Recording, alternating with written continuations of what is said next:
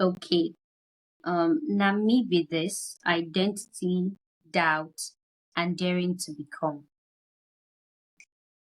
A warm welcome to the very first conversation on Talk the Talk with Uchepuh. By day, we were chasing deadline. By night, we were side hustling, overthinking, and scrolling Instagram, wondering if we're already failures at 25. And somewhere in between, a question pops up. Am I enough? My name is Uchepuh, and joining me today is Samuel Egbai. Sammy, I'd love for you to introduce yourself. Hi, Uchepuh. Blessing as I know you. Yeah. My name is Sammy Egbai. It is actually Samuel, but everybody knows I don't like Samuel. I wish I could change it, but yeah, let's stick let's stick with Okay. Sammy. Um, Okay. let's stick with Sammy. What do I talk about? What I do, where I'm from. You could just give us a brief Yeah, introduction. Okay. All right. So my name is Sammy. I'm from Cross River State. I work in the humanitarian sector. I a sector I've been in for the past cumulatively I've been in the sector for over 10 years. So I work Okay. in grant management and research and business development. Yeah, I have a mom who I love so much, she's still alive. I have sisters and brothers. I feel like those are some of the things I can touch on right now. Okay. Yeah. Okay. Okay. That's great. So we're just going to dive straight into um, the reason why we're both here. And I would like to ask the first question as regarding our topic. Um, the first question we're going to look into is identity and mask. And for the first question, I'm going to ask forget about job titles, family expectations. Who is Sammy really? Who is Sammy? Well, that's a very philosophical question. And um, it is a question that one would have to really think about before they answer. Because a lot of us, if you take away those things you just mentioned, there's actually nothing there again. But yeah, just to Yeah. answer, I'm human, perfectly or imperfectly human. I have fears, I have doubts, I have ambitions, I have expectations, I have experienced everything that a human can experience. And who is Sammy? I like to think that I'm kind. I like to think that I am empathetic. I like to think that I like to think that I care deeply about people. I also would describe myself as someone who is very non-conventional. So non-conventional in the sense that, so for instance, I do not align with any organized or not non-organized religion. That doesn't necessarily mean that I do not believe in God. I do, but I have on my own found God outside religion. And then socially, I'm a bit. I am introverted, but depending on who you ask, they will tell you I am not. So I would actually say I am actually a mix of introversion and extroversion. So I'm actually more of an ambivert, depending on the topic of conversation, or maybe the people who are having the conversation with and everything where I find myself. What else should I touch in terms of describing myself? I like to think that I'm a friendly person. I like to also think that yeah, I mean, I care about human rights, anything that promotes the dignity of a human being. I am all for it. My sense of morality is based on four pillars: human rights, consent, personal agency, and the do no harm principle. So if these four things are present, no problem. That's how I live my life. And yeah, basically, yeah, that's who I am, I guess. Okay. Outside my job title and my family expectations and all of those things. Yeah. Sure, sure. Okay, so I'm going to still ask you, how did you deal with the whole Nigerian dream of being a doctor or a lawyer, engineer, or, some people say disgrace? What's the max you wore if you did wear to survive? My mom still calls me doctor to this date, just so you know. Thank you. And my late sister, yeah. I mean, yeah, my late elder sister called me doctor until she died. Wow. And my, one of my elder sisters, whenever she's happy with me these days, she still calls me doctor. So yeah, Mm. growing up, my parents wanted me to be a medical doctor. Like I grew up and everybody was doctor, doctor, doctor. So there was that thing. Wow. I wanted to be a doctor and everything. Primary school, it had to be science class and everything. Secondary school, the same thing. But then, of course, jump happened and all of those things. And I couldn't get to study medicine, but I ended up not very far from medicine. I studied human physiology. And Okay. at some point, I would say that I had to own it because it was almost like my decision. But looking back now, it wasn't my decision to study medicine. It was never my decision. But I think just like with religion, you grow up owning this thing, but it's actually not your thing. We inherited it. So I inherited that expectation of being a medical doctor. And if you asked me at the time, that was all I wanted to be.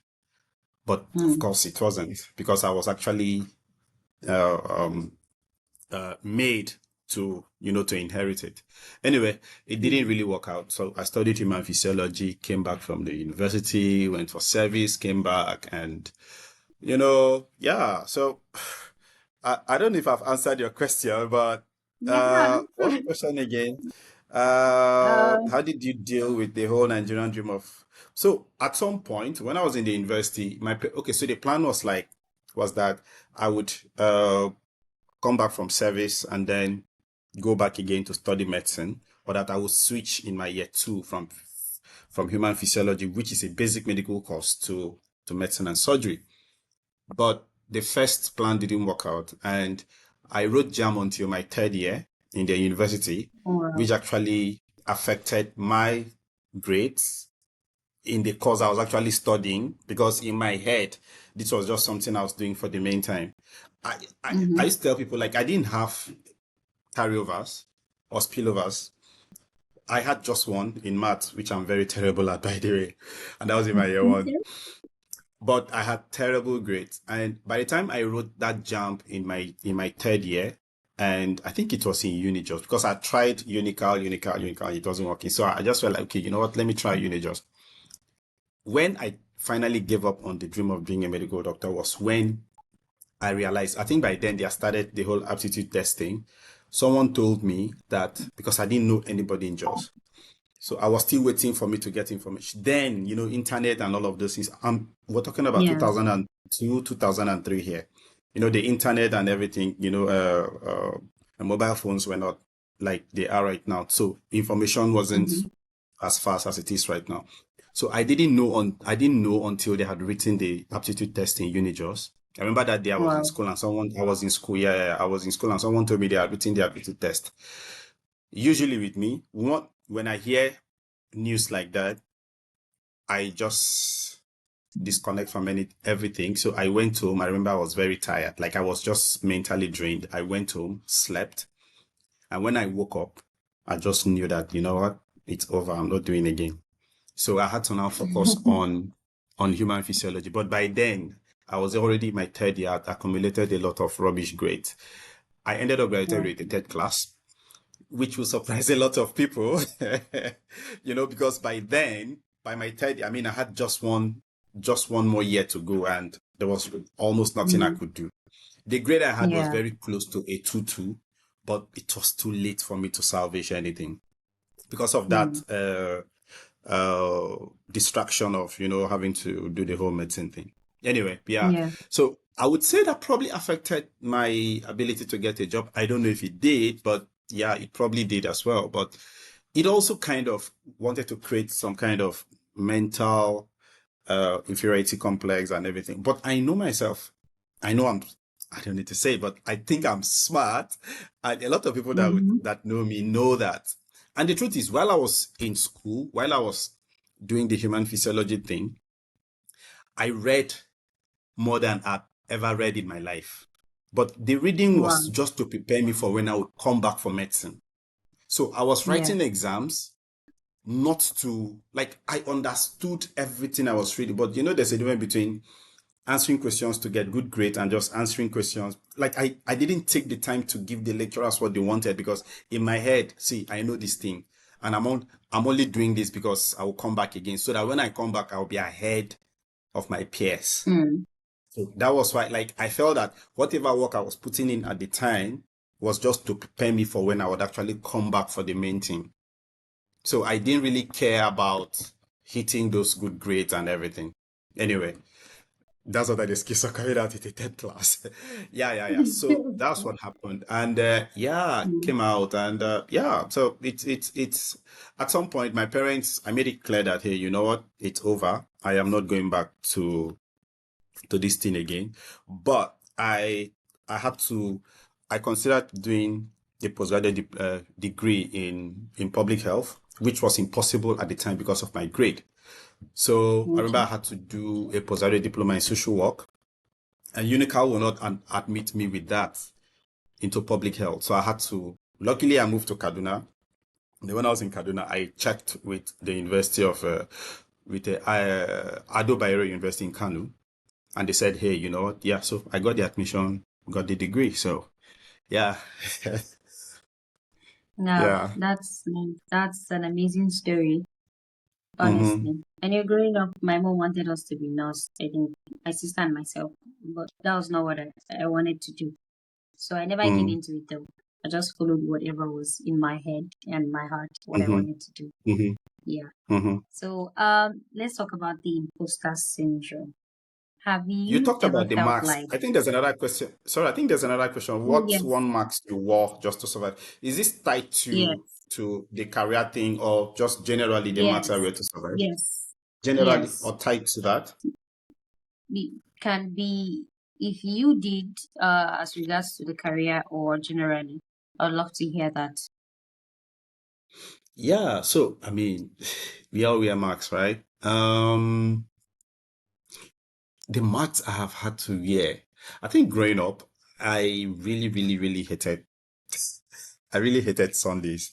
So my dad was a pastor. I grew up in a very religious home. I hated Sundays because I had to go to church every Sunday and Mm. I couldn't play. I couldn't I felt like I didn't have a life. And so but then I had to just try and pretend that hey, everything is going well. I think I started looking forward to Sundays and going to church when I joined the children choir and then graduated to the youth choir. I love to sing, so that made it easier. But then I realized that as soon as we're done singing, as soon as we're done ministering, I want to go back home. Like I want to leave from when I was a child. So yeah. Mask.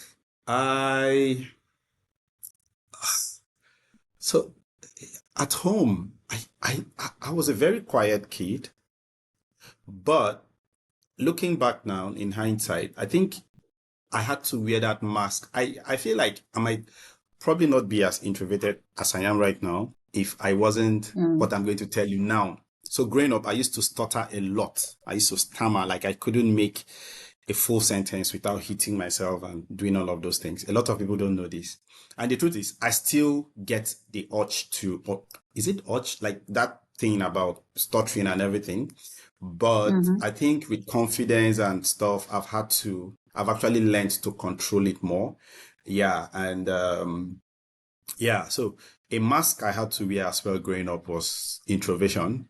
So usually in the midst of people, I would just sit, I wouldn't say a word, and everybody would be talking, blah blah blah, and I wouldn't say a word. But I feel like as I grew older and I became more self-conscious and confident, I outgrew that, and yeah, I since have been able to express myself. Yeah, so those are some of the marks I've had to wear growing up. Yeah. Another marks is Mhm. that of wanting to get married or have kids. Okay. Especially with my mom. Especially with my mom. So my mom, of course, Mm-hmm. she doesn't put me under pressure. But I remember there was Mm-hmm. a time I had a conversation with her, and then I'm like, hey, you know what? I don't see myself having kids. I have never heard my mom so heartbroken in her life. And I swore to myself that I was never going to have that conversation with her again. So yeah, with my mom, I have to wear that marks like, hey, you know what? Yes. So whenever she brings it up, I'll say, yeah, by God's grace, which is something I hate to Mm. say, but I know that whenever the average Nigerian hears by God's grace, it ends the conversation. So Yeah, yeah, okay so with by it. God's grace. Yeah, Yeah. okay, that's cool. Yeah. I think if you tell somebody, oh, I don't want to have kids, they'll be like, there's this weird look that follows, like, are you for real? Like, why I would know you do she that? Are you asked me, crazy or something? yeah, yeah, I know she asked me if I'm sure, like, so the way she's, so we speak my language at home. Mm-hmm. So the way she asked it was more like, are you sure your thing is working? Like, you know, I and see. then, and I'm like, Okay. okay. So and then I'm like, do you want me to make a video of myself while having sex and you want me to share that with you? She was like, what? Why would you say that to your mom? Oh Anyway, my God. yeah, Oh, oh my God. yeah. That So, I don't even know what to say. But yeah. you didn't have to go that far. You would have just said yes or no. Well, I mean, I felt Okay. like seeing is believing. So if she saw it, then she Yeah, probably true. believed that, okay, it's just a decision that Mm. he took. Anyway, I wasn't going to do that, but I just wanted to shock her because sometimes I do it. So Okay. That's cool. I don't think That it's was very cool, smart. but yeah, I did Yeah. it. That like cool in I don't know how to say it, the word to use for it, but it's kind of cool and smart at the same time, like giving her Well, the reply. yeah, I mean, Mm. just said it to her, and Okay. the look on All her right. face So, was epic. wow. Okay. So we're going to talk about the imposter syndrome now. And I'd like to ask you a question on that. Have you ever Mhm. felt like you didn't belong, even though you had every reason to be in that room, career Yes. wise? Yeah. Yeah. Yeah. A lot. Okay. Yeah. So let's not even go too far. I have this new job that I started in the month of February. And truly, I mean, I got the job because, so it's a remote role.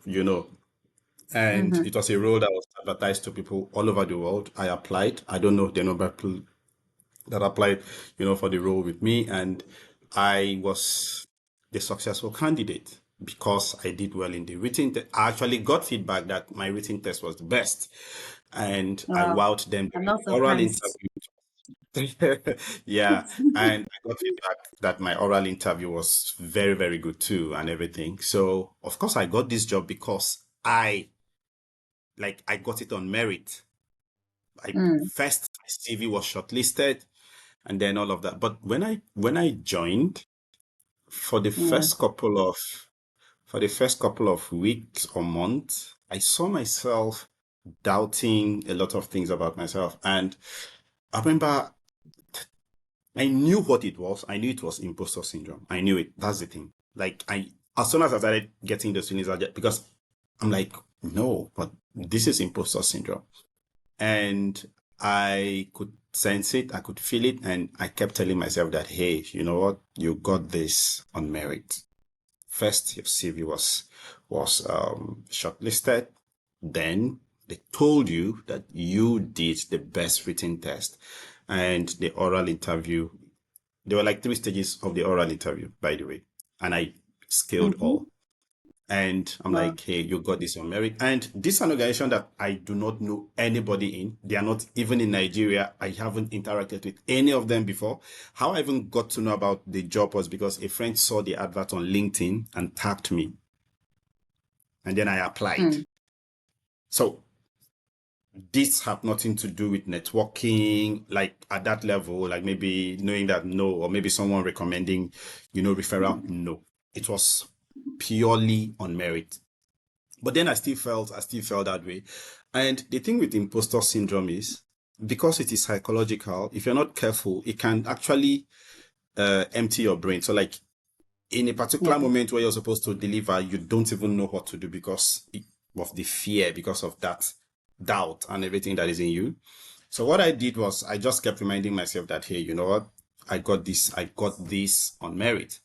And I, Mm. I think it also helps that my line manager was very supportive, even though it's still in the NGO space, but she would usually, okay, like when she gives me any tax, which she still does about 6 months into the job, she would ensure that I get all the information I need to help me carry out the task. So she'll show me where to get resources on SharePoint, which we use for filing. Mm. She would literally share documents with me. She would show me what they've done in the past on that and everything. And anybody who has worked in resource mobilization, who is into grant writing and all of those sort of things, will tell you that usually it is very difficult to write a proposal from scratch. I have worked in an organization, in Iwi, when I joined, Yeah. most of the proposals I wrote were from scratch. You have to use your head because now subsequently you just have to adapt, take from here, take from this one you've done and all of that. So she ensured that I got Mm. all of those things. Yeah. And then I remember there was this time we wrote a report to a particular donor. So I'm used to reporting to more technical donors, like like the former USAID, FCD, and the rest, UNICEF. But in my Mm. present organization, sometimes we get our funding from individuals and from non-technical donors, and the wording is a bit different usually, the style of Yeah. writing. So I came from this place where I had to just be very technical and all of that. So I was given this task by one of my line managers, to coordinate the report writing, which I did. And then when she reviewed, oh my God, you know how they'll be reviewing, and the only thing she kept, I think she kept less than 10% of what I wrote. Wow. It kind of made it very like, I felt like, oh my God, like what the hell. And then at the time, what made it even worse was Trump became president, scrapped USAID, and a lot of my colleagues in the NGO sector lost their jobs. And I was scared. I'm like, oh my God, I'm not even doing well. These people, they'll sack me. I would lose my Yeah. job. What do I do? And everything. But then she came back and she was like, hey, Sam, you know what? We know that you can do this. We know you can do this, but we also realize that you're new in our like in our space. So don't worry. We Mm-hmm. trust you. We're very happy. So all of those things actually helped as well. And that's why it's very good Yeah. to have those kind of support systems, especially when you're Mm-hmm. struggling with imposter syndrome. Another thing that helped also was the fact that, I mean, I've been in this in the corporate space for a lot of years, probably over 15 years. So I know I've been through all the emotions and everything. So I understand completely Mm. when it is imposter syndrome. I know how to react internally. Yeah. So that helps too. Okay. That answer was really good. I really enjoyed the feedback from you. So the next question is how does social media make uh the imposter syndrome worse, seeing that everyone else looking like they are living their soft life while you're like begging, maybe to survive, collecting change here and there, all of that. You know how the life might be uh, trying to keep up with what is on social media. Yeah. So I feel like social media hasn't helped as well. Especially, so the social media platforms that I use a lot are probably LinkedIn and Facebook, which is probably good because most of the lifestyle platforms like Instagram, probably Snapchat and TikTok. I'm not very active there. So I don't feel that pressure of probably maybe wanting to live that kind of life. Yes, social media comes with a lot of pressure. I remember when I was trying to build my career, in the NGO space, and I would go on LinkedIn, see these people making long posts, and then they will get like all of these reactions and comments, and then you go through the person's profile. Wow, like big job titles, like, certifications, certificates, and everything. I'm like, oh my God, like, how do I even start? And I remember, like, I felt a lot of pressure, but the pressure I felt wasn't from a place of self-pity. I more like, so usually I would reach out. I reached out to a couple of them. I'm like, okay, you know what, please, can you? So what I did was I reached out to a couple of people on LinkedIn. So I'll share my CV. Please, can you help me review? A lot of them didn't even respond, Yeah, which was terrible at the they do time. that a lot. Yeah. It was very hard to take. But now a lot, people are busy. So, a lot of them didn't respond. And then at some point, I just felt like, okay, you know what? I'm not going to reach out to anyone again. I will just look at their profiles and see what I can do to just build Mhm. skills and certifications and all of that would help me. And then hopefully once I'm able to do this, then I'll be able to do that. So that helped. Yeah. Social media is it's a big source of pressure, especially for young people. And not just for young people. A Mhm. lot of time people talk about the lifestyle apps, but nobody talks about the Yeah, pressure that is on LinkedIn as a professional. If true. you're not careful, it Mhm. can send you into depression and anxiety. But one just has to know where they are in life, the plans they are making towards getting to where they want to be, and just being realistic with your position, and just working towards it quietly, and yeah, whatever happens. Yeah, so I don't know if I've answered your question. So Yes, you did because I can relate to that LinkedIn thing. And to be honest, I just, whatever I can do, that's what I can do on LinkedIn. I don't really allow all of that to get to me. I just do it and just vamos. I don't stay on the LinkedIn platform to go through everybody's post, likes, and nah, just move out of there. So, yeah. going to the next one, how do you silence that inner voice of doubt if you have doubts in your mind? um, so growing up, I read a lot of books, and I had a very strong support system in my family. No one ever made me feel like I couldn't get anything I wanted. I never got that sense that I couldn't get anything I wanted. If anything, I always felt that I didn't have to be like anyone else. No one told me that. I don't even know how I built it, but in my head, like I've always been someone who listens to my own drama. I don't, I mean, of course, sometimes you want to watch what people do, learn from their mistakes and everything. But if you ask me, for instance, who is my mentor or who I'm looking up to, no one. If you ask me why, I don't know. I just know that I want to be better at what I'm doing. Always, like once I achieve something, I want to do better than that the next time, and and all of that. So, yeah. So, for me, I think it came from a place of just self-belief and not seeing the need to conform, not seeing the need to be like anyone else. I have made a lot of mistakes. I have missed a lot of opportunities, but it's okay. It's fine.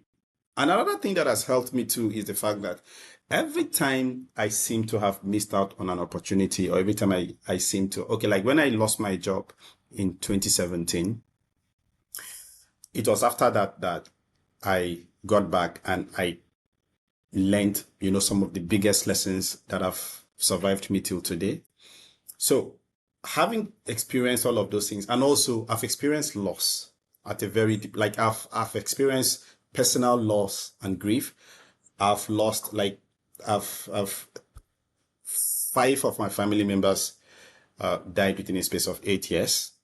And all of those things actually, I believe, made me strong because I just go like, okay, it's life. I just do, but I do my bit. I do my best, live life the best way I can. And that's it. I don't even care if I don't care what anyone thinks or does not think about me. Yeah. So basically, I think it is internal, which for a lot of people they might not have gotten there yet. So I don't Yeah. even know how to advise someone to, because you have to get to that point where you um discover yourself. I feel like self-discovery is key.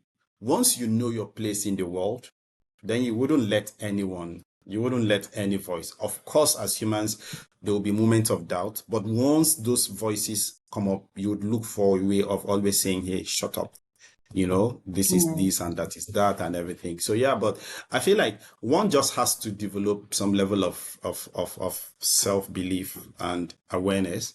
Once you're able to get to Mm-hmm. that point, then once you lose that need or the urge to compete or to be like anyone, there's nothing, I mean, then you're totally free because no voice can actually put you in a corner where you'd either be anxious or depressed. Yeah, that's what I think anyway. Yeah, and I agree with you. So, moving on to the next and final phase of this questions, becoming your own person. So, our lives often come with scripts, family, religion, and society. What's one script you've had to rewrite for yourself?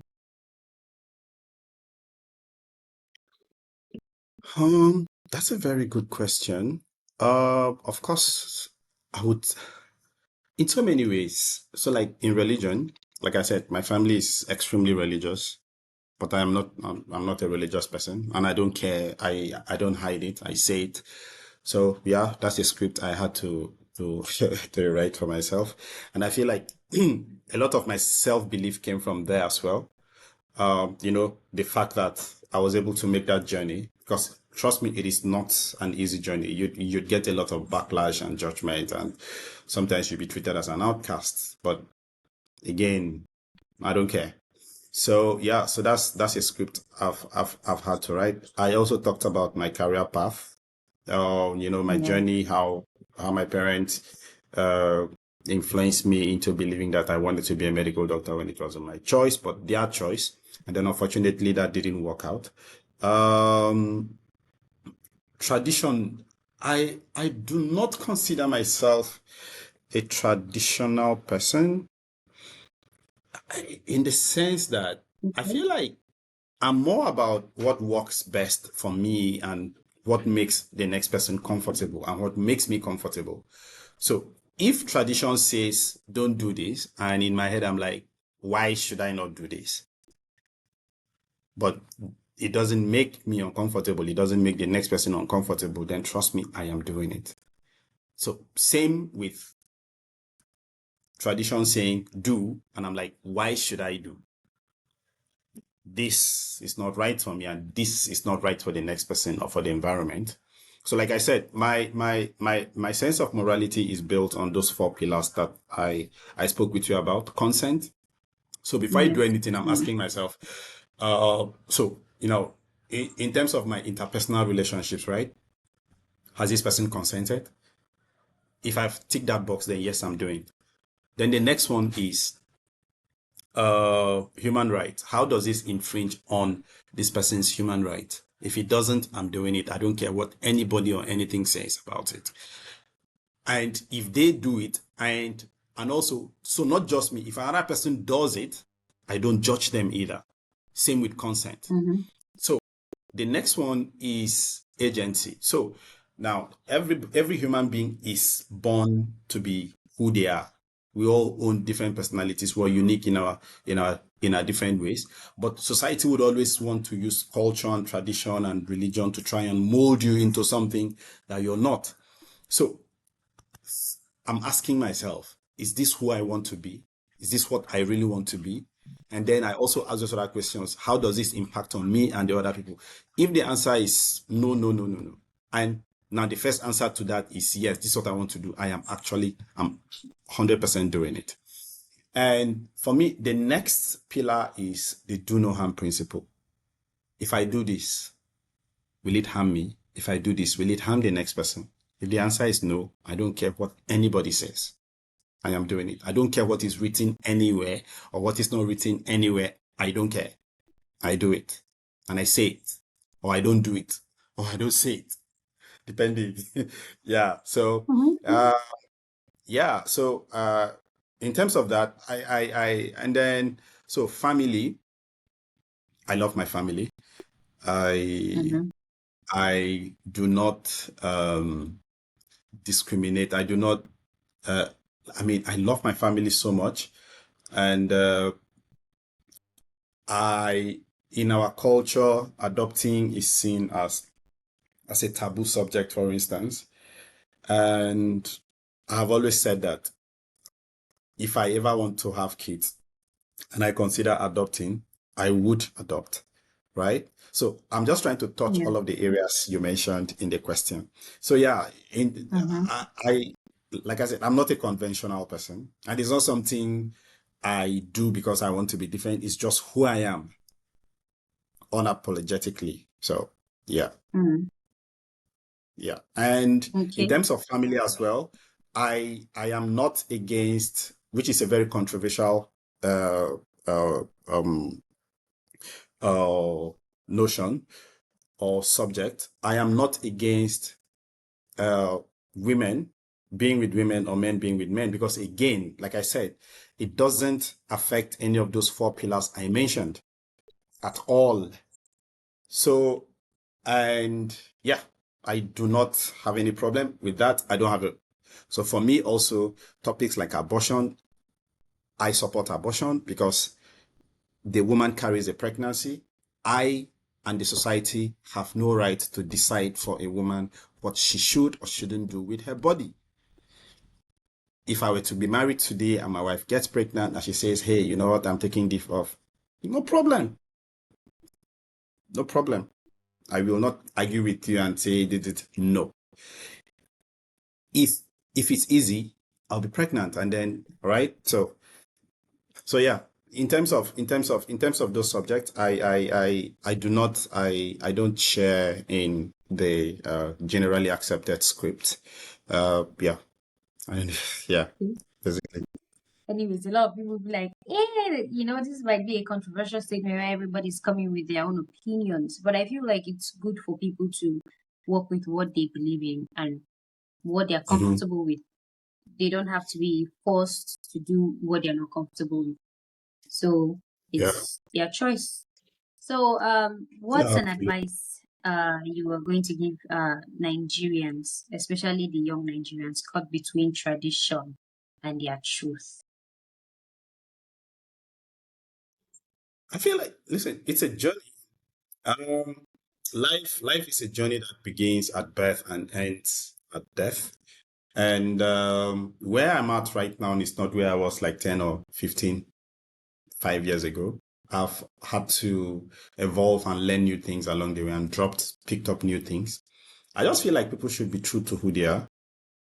And because at the end of the day, and this is not from, a lot of people will say, people will judge you whether you do or you don't do and everything. Sometimes they say it from a negative place. I do not think I'm saying this from a negative place. I think I'm saying this from a place of personal agency, like you owning your story, because no one else Mm-hmm. owns your story, and it can end at any time. So imagine having to live your entire life not being your authentic self. That's terrible. That's a That would be tragedy. shame. So Yeah. that should make anybody scared. So for me, on your story, so first discover yourself, be self-aware, build your confidence, and just quietly do your thing. And if you have to announce yourself, go ahead, announce yourself. Do whatever makes you happy, but ensure that in doing all of that, you do not cause harm to others and to the environment. I feel like once you're able to to live within these boundaries, then of course you can do whatever it is you want to do. So, but then Mm-hmm. it also comes from a place of discovering yourself, knowing who you are, and confidence. And yeah, so just do you, do you? Yeah, true. You know, Mm-hmm. people will It's only adjust. one life Yeah, you have, people will right? adjust. At the end of the day. Mm. Yeah, yeah, yeah. I mean, people would So if always adjust. yes, true.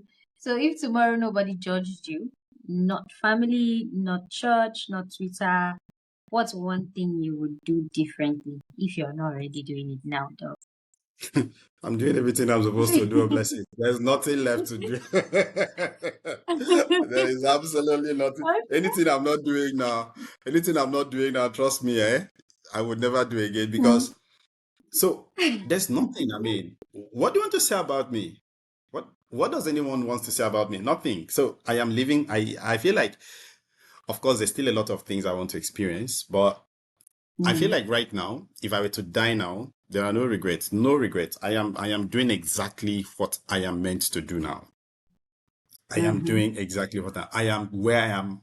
So without fear of judgment, I don't care what anyone says. I've been judged for my beliefs. I've been judged for my beliefs and my beliefs mostly. And I don't care. A lot of people have unfriended me and everything. I'm like, okay, fine.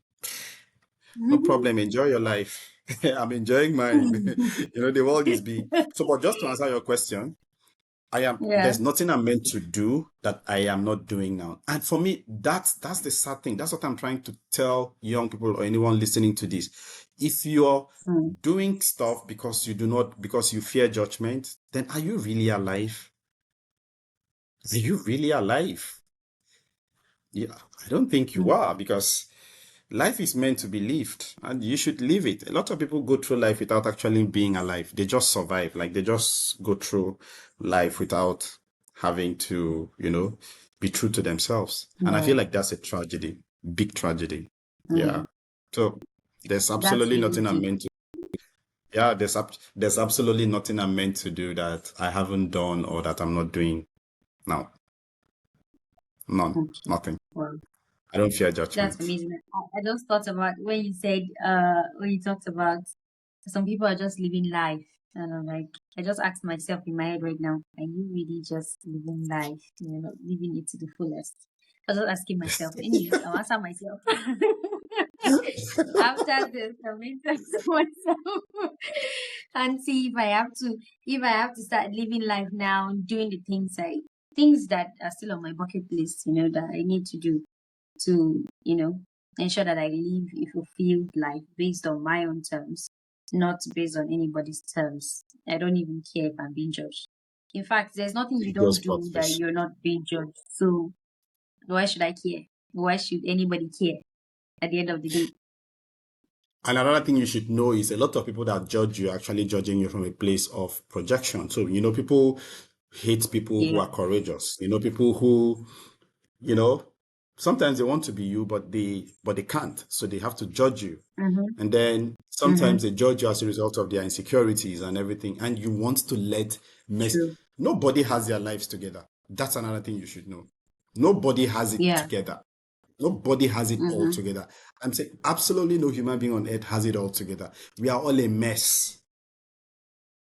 We make a lot of terrible mistakes. We are a mess. Like none of us has it together. So you want to let that person, you want to let someone whose life is as messy or probably even messier than yours have a say on how you should live your life. That's sad. That's all. So like you're Yeah. literally Really handing true. power to someone who is not better than you. And you shouldn't do that because the power is with you. So True. True. True. True. So that brings us to the end of this conversation. Thank you so much, Sammy, for creating the time to answer these questions with me. And it's actually been fun. I've laughed. I've asked myself questions when you're answering, you know, and it's really been fun. And to wrap this up, I would like to remind those who are listening that identity isn't titles, imposter syndrome isn't is beatable, sorry, and we can rewrite scripts just like Sammy has mentioned. I don't know, Sammy, if you still have any few words to say, you can go ahead to say it.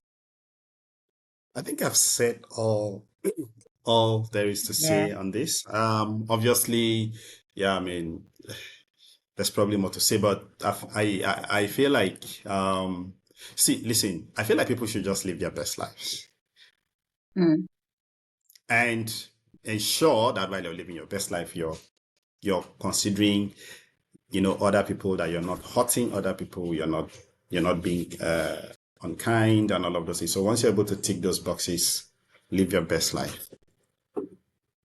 true, true. And thank you very much, Blessing, for And having me. you're welcome. I'm really glad you actually jumped on this and you created time, a lot of time and effort to meeting with me today. And also, I want to say that before those who are watching or who would watch sleep, I think they should also ask themselves these questions. This question: who am I when nobody's watching? And what's one thing they can do or I can do to take tomorrow? So one thing I can do to become a better person tomorrow. So thank you very much, Sammy. This brings us to the end, and bye. Thank you, Blessing. Thanks for having me. Yeah, you're welcome. Bye bye. Bye. Yeah. Yeah, bye.